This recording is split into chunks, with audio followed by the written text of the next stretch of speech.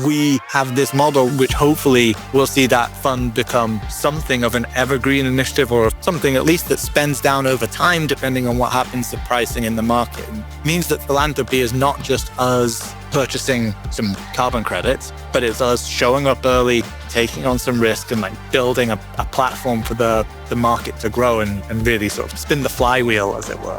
Carbonsations, today's carbon industry leaders.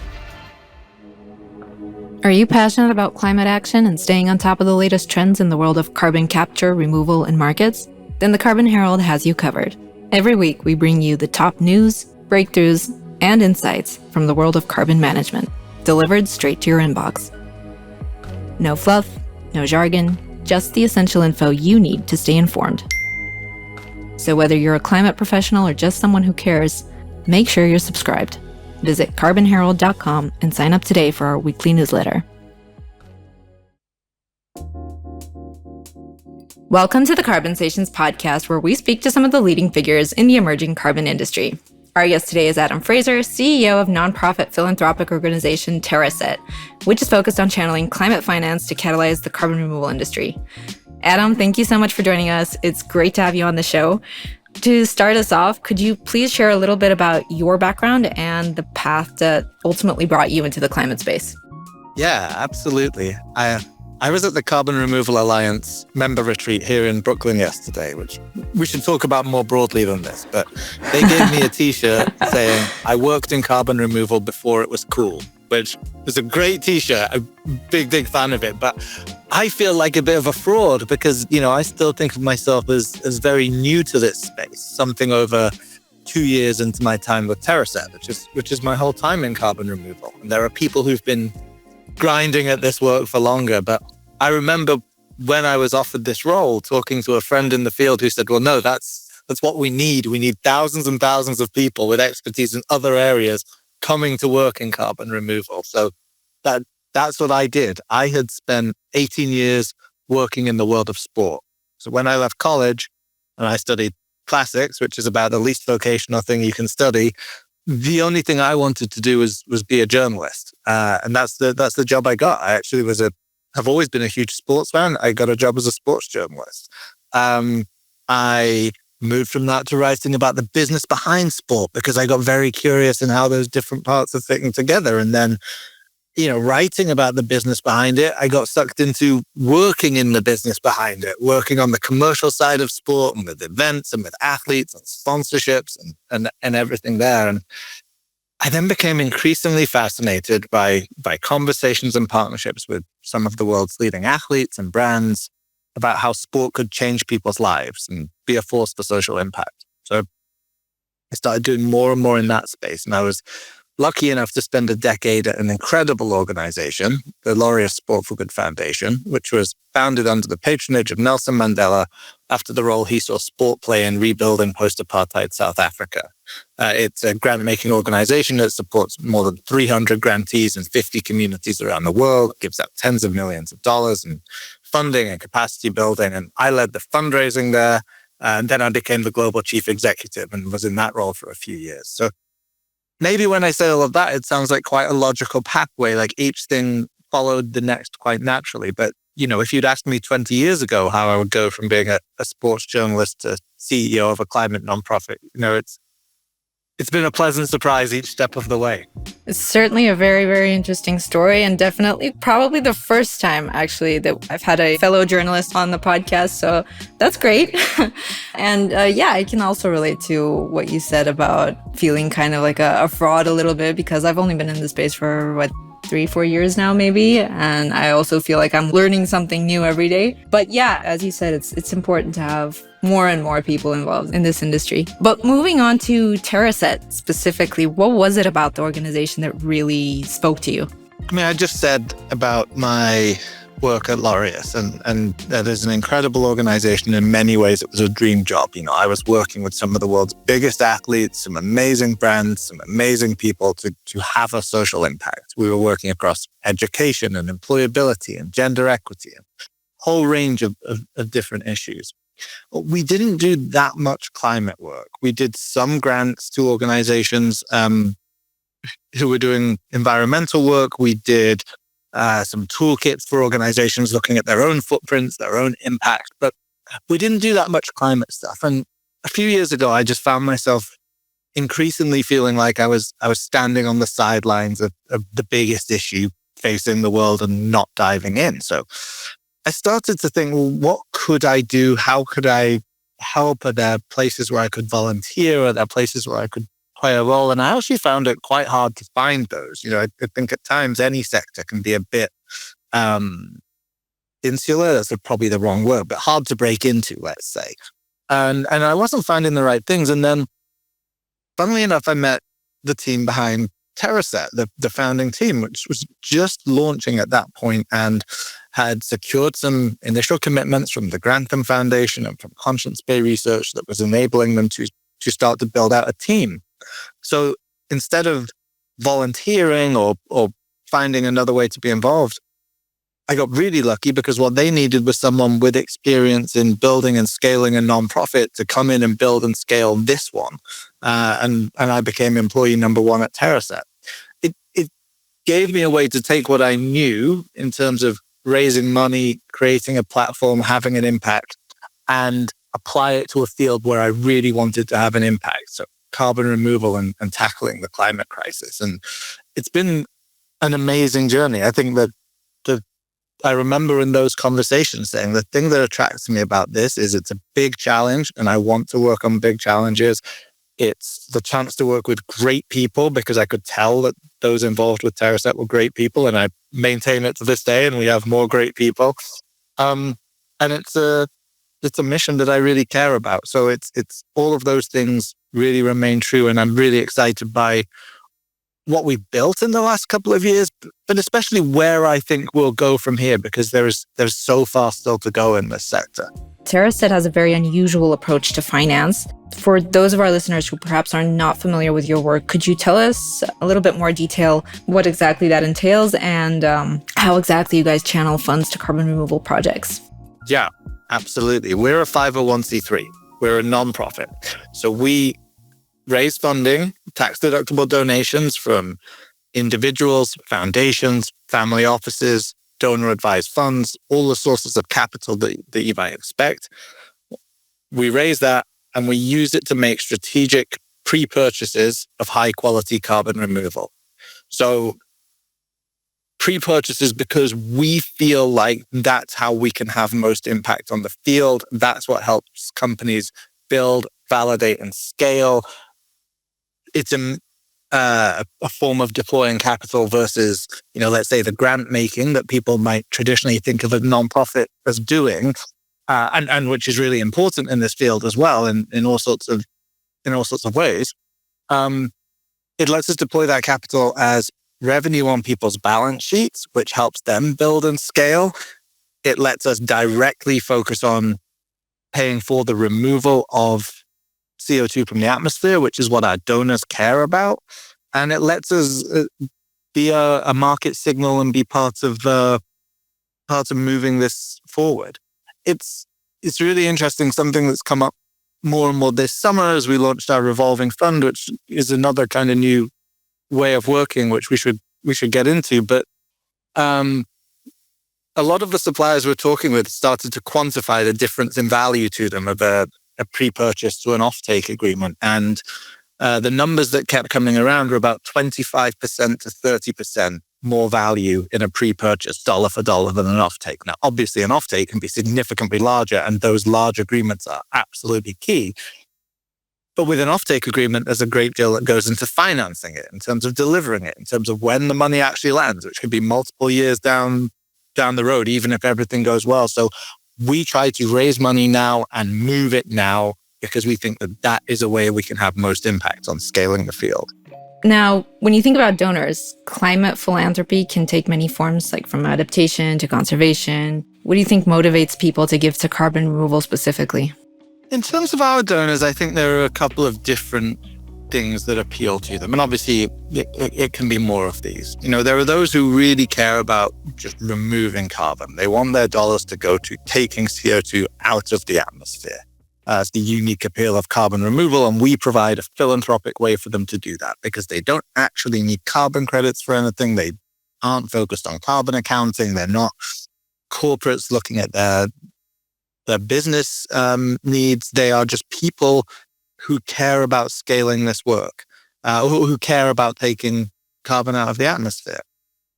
And that might be because they're thinking about their own footprint and they want to remove tons of carbon in some way tied to offsetting their own footprint. Or it might just be because they really care about this. They have a contribution mindset to the work. So that's the first group. The second group, and again, there's obviously overlap, is those who really care about building the market. You know, some of our donors who come from investing backgrounds, entrepreneurial backgrounds, VC backgrounds, like they are interested in building markets and seeing things scale. And each donation helps prove demand and unlock scale and bring new buyers and investors and policymakers into the market. The third I'd probably say is those who see carbon removal as a way of restoring ecosystems, strengthening communities, and the co-benefits of this work, which need to be quantified way better, but are extensive in terms of creating jobs, in terms of preventing wildfires, in terms of water quality, in terms of deacidifying rivers and the ocean. There are so many ways that this work has an impact beyond just the tons of CO2 that come out of the atmosphere. And across those different reasons, those different groups is why we think philanthropy is such a natural fit. You know, it removes carbon today, it builds the market for tomorrow, and it delivers other benefits to people and places and the environment along the way. Speaking of those benefits, Adam, it's been a long time curiosity of mine as to how anyone really goes about vetting carbon projects. From the outside, it seems like an impossible task with so many factors to consider. Could you please walk us through your approach to vetting projects and deciding where philanthropic dollars will have the biggest impact? It's a really interesting question right now because it's something we were having a conversation about just the other day. Our criteria are criteria that you will recognize from other conversations. We're looking to identify projects where the carbon removal is additional, verifiable, long-term / permanent, depending on people's preferred wording there, ethical, scalable, validated. And a couple of years ago, 18 months ago maybe, we added catalytic as one of those as well. We felt like that was something that was across our work, but really should be recognized as its own separate criteria. We wanted our impact on this work, on a particular project, supplier, to be catalytic. We were talking the other day about how, in a way, everything that I just said should only be the base layer. That's just the kind of the table stakes. And catalytic is where, with philanthropic capital, we should really be thinking about how we scale things. I mean, the mechanics of that process, we have a carbon council, an advisory board of people from different backgrounds within and outside carbon removal, and they help advise on the strategic makeup of our portfolio. So just as an example, a year ago, they might have been saying, in fact, they were saying, oh, wow, we're heavy on direct air capture. We need to diversify that. That might be around methodology. It might be around region. It might be around size of company, but they're providing that strategic impact, strategic input. At the same time, we have an open intake form on our website. So until now, we haven't funded in cohorts. People are able to apply to us for funding anytime. Those initial applications are assessed against a rubric of the criteria that I touched on before. And then when the stars align and we have funding available and we have donors interested in particular areas and we have the strategic input that I mentioned from our Carbon Council and we have the ability to go and make a series of purchases, we then do deeper due diligence. We have some independent assessors who get into really looking, under the hood a little bit of some of the projects that we can then move forward to make a purchase. And we're a 501c3. So ultimately what we do is make a recommendation to our board, our governing board, that this is what we think is the best use of this philanthropic capital to have an impact. Now, I want to shout out as well, something I think is really great about this field is the transparency and the sharing that so many organizations have. People like Frontier who make a lot of their materials and their decisions public. Other organizations doing that work, it's all of it is ongoing validation and verification of the quality of work that's out there, because, as we know historically in the carbon markets, we've seen problems. And we really believe that carbon removal is the chance to drive quality in this space as well. So that's something we always strive for. On that note, actually, I wanted to also ask you about the recently supported by Terraset, the newly supported cohort of companies, including major players like Undo and Deep Sky in Canada. What excites you most about this group, and what do you hope that success signals for the broader carbon removal industry? What excites me is also what worries me, what terrifies me, right? I think that this new round of partners reflects how fast this ecosystem is maturing. Like, we have added really great partners to what I considered already a really strong portfolio of incredible companies. And yet we still have a couple of hundred organizations who've come to us for funding where we just don't have that funding available. We're capital constrained. We sadly cannot fund every carbon removal project out there.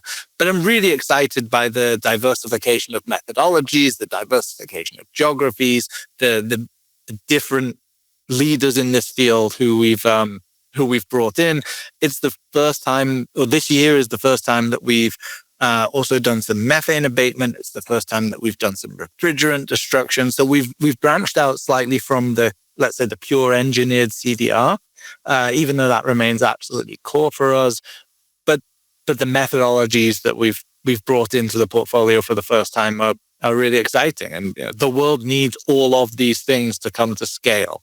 It's a chance as well to grow that portfolio on a global basis, as I say. So we now have projects in Kenya, projects in Indonesia, projects in Canada, projects obviously here in the USA. And this is a global problem. The emissions are a global problem. The atmosphere is a global thing. Like, it's something we believe can be tackled from all around the world. And we see incredible innovation coming from all around the world, and different market approaches from different governments, different nations that hopefully come together to drive this work forward. So it's exciting to be part of that. Yeah, and circling back to what you mentioned earlier, this very interesting mechanism that you rolled out called the Revolving Fund, for those who aren't familiar, and for myself actually as well, because I'm not quite, let's say, I don't know all about it. So could you please explain what it is and how it works in practice? Yeah, I should probably go back a step again. So Terraset, at its founding and then on most of our work until now, has had a very, very simple model. People donate to us, they get a tax receipt. They're donating to a nonprofit.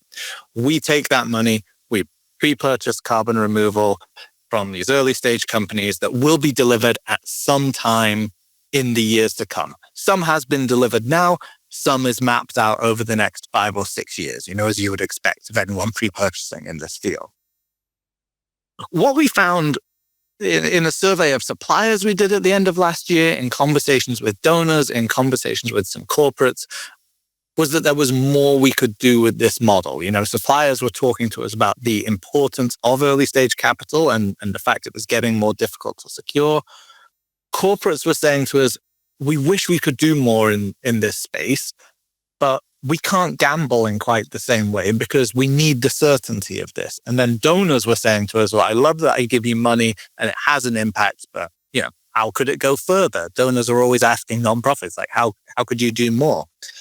And we were talking to the Schmidt Family Foundation, who are incredible thinkers in all aspects of tackling the climate crisis. But we were talking to them about this work, and together we essentially brought forward this idea of a revolving fund, where we take our experience over the last few years, our expertise in selecting these projects and the model of pre-purchasing, and use philanthropic capital, so seed funded by the Schmidt Family Foundation, but we hope to bring many other donors into this fund. And we use that to pre-purchase carbon removal just as we do now. But then when the tons are delivered, instead of those tons being retired, we want to resell those to corporate buyers and then take that revenue and flow it back into the fund for the next round of pre-purchases. So we constantly have a cycle of funding going to pre-purchases where we believe it's most catalytic. Donors get to see their funding go further. It doesn't just purchase, 1 ton or 1,000 tons or however many tons of carbon removal. It purchases multiples of that.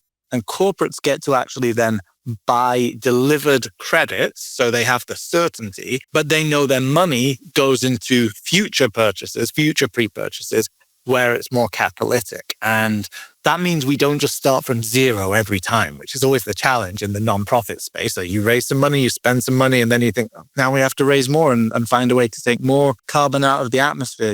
We have this model, which hopefully will see that fund become something of an evergreen initiative, or something at least that spends down over time, depending on what happens to pricing in the market. It means that philanthropy is not just us purchasing some carbon credits, but it's us showing up early, taking on some risk, and building a platform for the market to grow and really sort of spin the flywheel, as it were. Genius, actually, and wonderful mechanism. I really love it. Thank you for clarifying. Stepping back to kind of the bigger picture, though, how do you see philanthropy fitting alongside government incentives and corporate carbon markets in building a strong carbon removal ecosystem? Yeah, great question. I was on a call a couple of days ago, and well, let me take one step back from that. People say to us all the time, oh, but can you really solve this problem just with charitable giving? And of course you can't. We don't think that philanthropy is going to be the answer to trillions of dollars moving towards this work, but we think it can be catalytic. Someone said to me on a call a couple of days ago that we've done ourselves a disservice sometimes in the nonprofit field, because people just think, oh, charity, it's a nice thing to do. And maybe that is charity, but philanthropy is catalytic. Philanthropy is a bridge. Philanthropy is a way of moving things forward and changing systems and actually having an impact. And we see it as complementary to the other parts of the capital stack and the other parts of policy that you mentioned. It's something that can signal early demand. It's something that gives people a way to be involved. It's something that can move fast. It's something that can take different risks. And all of those things then hopefully unlock follow-on funding from private markets that see offtakes follow our pre-purchases, that see policy over time come to really drive this work forward. And it unlocks proof points and provides kind of market signals that really help those other sectors to dive into what is still a very new space. I said I was at the Carbon Removal Alliance retreat, and it's funny hearing some of the people like Gianna and Noah there who've been involved in this work for the last 10 years. And I was saying, we used to get laughed out of the room talking about carbon removal. And now we're in this room with dozens of companies who are actually delivering this work, but it's still new. And so giving people a way to be involved is still key. One statistic that stuck with me was that 67%, I think, 67% of people don't know what carbon removal is if you ask them. They've never heard of it. But once people do know, 70% of people are supportive of it. And I think that is another way that philanthropy and what we do lets people dip a toe in this work. They don't need to think, well, how do I start to even build a team of scientists or start to analyze one methodology over another? They can think, okay, I can make a donation here. I can see what that feels like. I can know that I'm supporting some carbon removal. I can learn more about the field. And that's something that, again, I think philanthropy brings to the table. Yeah, in my experience, I'd argue that it's even less than that amount of people that actually know what carbon removal is. My personal circle of friends and family actually have no idea what I do. Yeah, if I walked down onto the street, I would have told you, 9 out of 10, certainly. This was based on some policy studies and surveys and things like that some of the people involved on the policy side were doing. But I think it's indicative of the fact that the problem here is people not knowing about this space or understanding it. It's not that most of the naysaying comes from a lack of knowledge or even awareness that the field exists. Yeah. So looking forward, do you believe there will always be a need of philanthropic support? There certainly is now. That's obvious. But the end game, ideally, is to make carbon removal self-sufficient. Do you see that ever happening realistically, within a meaningful time frame? It would be wonderful if philanthropy was not needed in this field, right? It would be incredible if we solve the problem and we build a robust market with funding coming in from all sorts of different sources, and we can pack up Terraset and go and do something else because carbon removal has reached where it needs to be.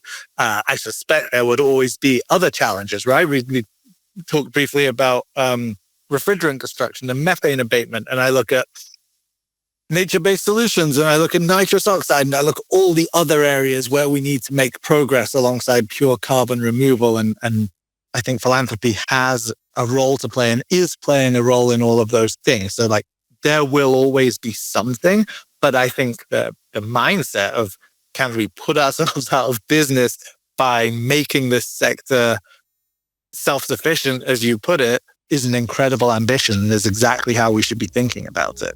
So while we're still on that note, what have been the biggest challenges so far in scaling philanthropic support for carbon removal? And what lessons would you say you've taken from these experiences? I said a second ago the statistics, and we both thought, or maybe the situation is worse than the statistics that I mentioned. But I think that's the first thing. People just don't know. And climate philanthropy is still 2% of a $900 billion sector. The philanthropic market is $900 billion a year. Climate philanthropy is less than 2% of that, and only less than 0.1% of it is greenhouse gas removal. So we are talking about having a tiny, tiny slice of what's actually a fairly significant market.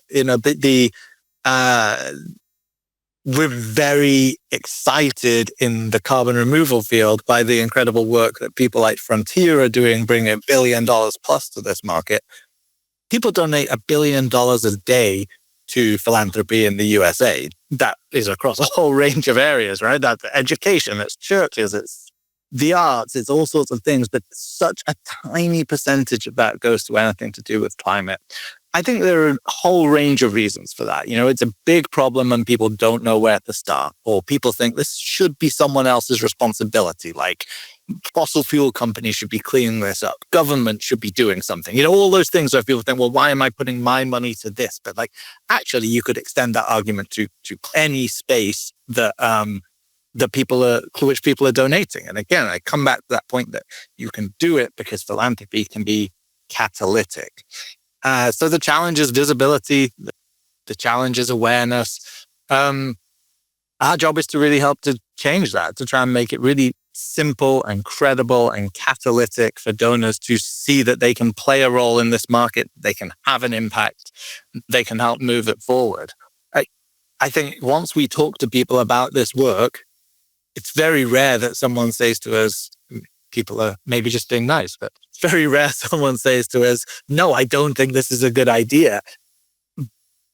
But a huge majority of the time when we talk to people about this work, they say, wow, I didn't know that there was a way I could do this from a nonprofit perspective. And so our job is to make sure that more people know that and we can unlock more money for this field. Glad that we could be playing a small part in that, at least, by getting your story out. It's why we're hugely grateful for the chance to do things like this. Yeah, thank you. Thank you. Thank you for coming on the show and for talking about all this.